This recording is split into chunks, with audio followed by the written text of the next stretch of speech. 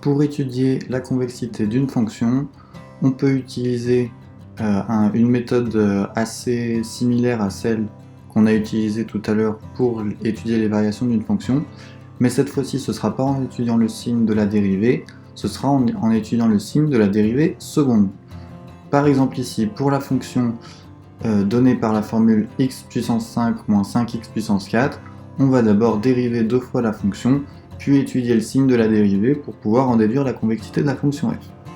Donc on commence par dériver deux fois, on dérive une première fois, donc x puissance 5 ça nous donne 5x puissance 4, et ensuite x puissance 4, sa dérivée c'est 4x puissance 3, donc avec le moins 5 devant, ça donne moins 20 fois x puissance 3.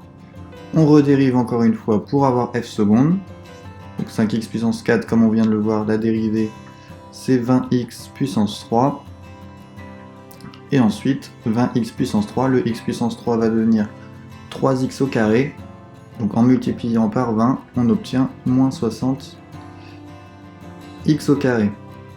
Ici, on a un facteur commun qui va être 20x au carré, donc on va pouvoir factoriser, ça permettra de déterminer le signe de la dérivée plus facilement. Ici, dans le premier terme, on a 20x au carré multiplié par x pour obtenir le cube. Dans la factorisation, on fait apparaître le x. Et ensuite, dans moins 60x au carré, on a 20x au carré multiplié par moins 3. Donc on obtient comme factorisation 20x au carré fois x moins 3. Pour étudier le signe de la dérivée seconde, il va falloir étudier chaque morceau ici, puisqu'on a une multiplication. Donc 20x au carré, on sait que c'est positif.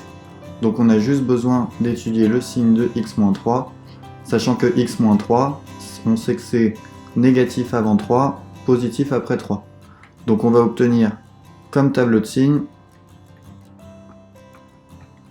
donc le même signe que x-3, donc ça s'annule en 3, négatif avant 3, positif ensuite. On peut en déduire les variations de f', puisque f seconde est sa dérivée. Comme ici on a une dérivée pour f' négative, ça veut dire que f' est décroissante, et ici f' est croissante.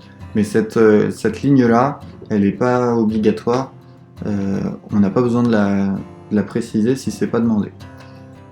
Mais grâce au théorème précédent, on en déduit la convexité de f. Comme f seconde est négative entre moins l'infini et 3, on en déduit que f est concave sur cet intervalle.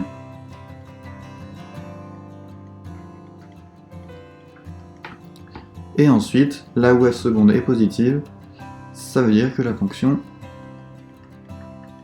f est convexe. En conclusion, f est concave sur l'intervalle moins l'infini 3,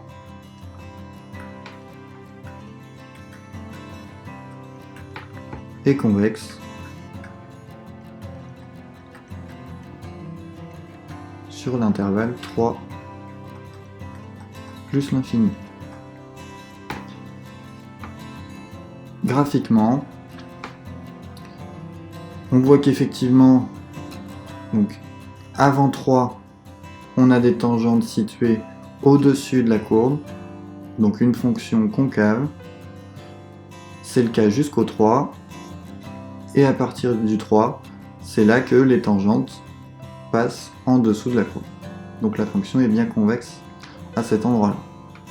Juste pour voir les variations de f', on a bien une fonction décroissante jusqu'à 3, croissante ensuite. Et pour le signe de f seconde, on a bien une fonction f seconde qui est négative jusqu'à 3, et ensuite elle devient positive.